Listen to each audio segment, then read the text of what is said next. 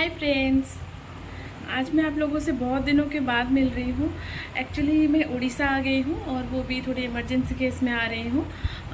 तो वैसे तो आने का प्लानिंग दशहरे में थे, पर मैं थोड़ा जल्दी आ गई क्योंकि मेरी दादी जी जो है वो एक्सपायर कर गए थे।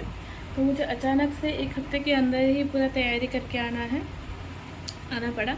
और मैंने ज़्यादा कुछ सूट भी नहीं कर पाई क्योंकि भागा भागे चल रही थी। मिस्टी के सामान और हस्बैंड भी नहीं आए थे तो उनके लिए भी सब जुगाड़ करके आना था, तो इसीलिए मैं ज़्यादा कुछ सूट भी नहीं कर पाई।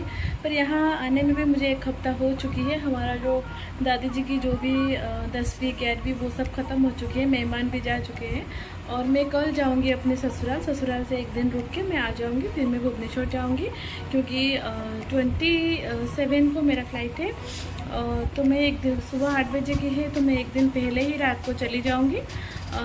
तो बस मैंने सोचा कि एक अपडेट दे देती हूँ क्योंकि मुझे कम्युनिटी पोस्ट वगैरह करने के लिए भी टाइम नहीं हो रहा था। क्योंकि मेरे घर में ना तो मेरी मम्मी है, ना तो मेरे को एक्चुअली हम दो बहनें हैं, चाचा चाची, और यहाँ पे कोई नहीं रहता है सिवाय मेरे पापा की। तो ज़्यादातर जानकारी सामान के बारे में हम दोनों बहनों की ही है क्योंकि हम लोग ना यहीं पे पले बड़े थे, तो थोड़ी बहुत जानकारी हमें भी है। एक्चुअली मैंने कभी बोला नहीं है अपने ब्लॉग में, तो मेरी मम्मी और मेरी सिस्टर दोनों ही एक्सपायर हो गए हैं। और जो मेरी छोटी सिस्टर थी ना, तो वो भी, उसको बहुत सब कुछ जानकारी थी यहाँ के बारे में, पर वो भी एक्सपायर हो गई है। वो भी शादी कर चुकी थी, शादी के 3 महीने में ही उसका डेथ हो गई थी। मैं कभी बाद में इसके ऊपर पूरा वीडियो बनाऊँगी मेरी फैमिली के बारे में, पर इस बार मैं थोड़ा जल्दी में थी तो नहीं बना पाई। तो सोचा कि एक अपडेट दे देती हूँ आप लोगों को। बस मैं 1-2 दिन में बड़ौदा निकलूँगी गुजरात के लिए, तो मैं वहाँ आने के बाद ही आपको रेगुलर बेसिस पे वीडियो डालूँगी आप लोगों के लिए। तो फिर आप लोग बने रहिए मेरे ब्लॉग में, तब तक के लिए वेट कीजिए, आपको बहुत ही ज़्यादा इंटरेस्टिंग सी वीडियो आएगी यहाँ पे। बहुत कुछ हो गया है इस बीच।